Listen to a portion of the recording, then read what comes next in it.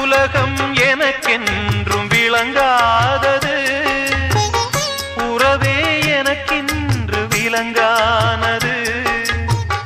அடடா முந்தானை சிறையானது, இதுவே என் வாழ்வில் முறையானது. பாறை ஒன்றின் மேலே ஒரு பூவாய் முளைத்தாயே, உறவுக்கு உயிர் தந்தாயே. நானே எனக்கு நண்பன் இல்லையே, உன்னால் ஒரு சொந்தம் வந்ததே. என்னைத்தானே தஞ்சம் என்று நம்பி வந்தாய்.